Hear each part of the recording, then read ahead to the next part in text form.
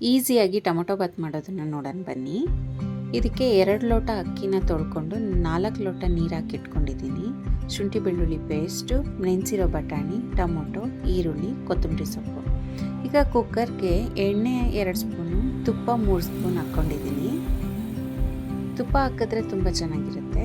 ಸಾಸಿವೆ, ಜೀರಿಗೆ, ಪಲಾವ್ ಎಲೆ, ಏಲಕ್ಕಿ, ಲವಂಗ, ಚಕ್ರಮೊಗ್ಗು, ಚಕ್ಕೆ, ಕಲ್ಲುವು, ಹೀಗೆ ಎಲ್ಲ ಸ್ಪೈಸಸ್ನೂ ಹಾಕಿ ಚೆನ್ನಾಗಿ ಎಣ್ಣೆಯಲ್ಲಿ ಫ್ರೈ ಮಾಡ್ಕೊಳ್ಳಿ. ಶುಂಠಿ ಬೆಳ್ಳುಳ್ಳಿ ಪೇಸ್ಟು, ಹಸಿಮೆಣಸಿನ್ಕಾಯಿ 3ರಿಂದ 4, ಹಸಿ ಬಟಾಣಿನ ಸೇರಿಸ್ಕೊತಾ ಇದ್ದೀನಿ. ಈಗ ಇದಕ್ಕೆ ಹಚ್ಚಿರೋಂಥ ಈರುಳ್ಳಿನ ಹಾಕ್ಕೊತಾ ಇದ್ದೀನಿ. ಈರುಳ್ಳಿ ಫ್ರೈ ಆದ ನಂತರ ಟೊಮೊಟೊನ ಹಾಕಬೇಕು. ಟೊಮೊಟೊನೂ ಸ್ವಲ್ಪ ಚೆನ್ನಾಗಿ ಫ್ರೈ ಆಗಲಿ.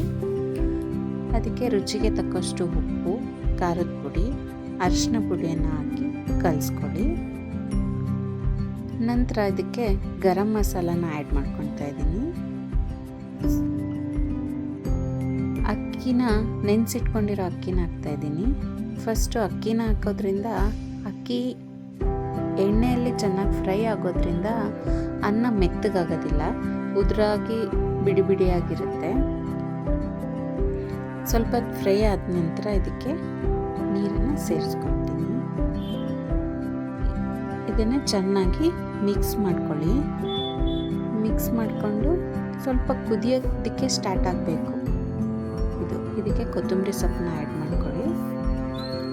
ಇದು ಸ್ವಲ್ಪ ಕುದಿಯೋದಕ್ಕೆ ಸ್ಟಾರ್ಟ್ ಆದ ನಂತರ ಚೆನ್ನಾಗಿ ತಿರುಗಿಸ್ಬಿಟ್ಟು ಕುಕ್ಕರ್ನ ಮುಚ್ಕೊಂಡು 2 ಕೂಗಿಸ್ಕೊಳ್ಳಿ.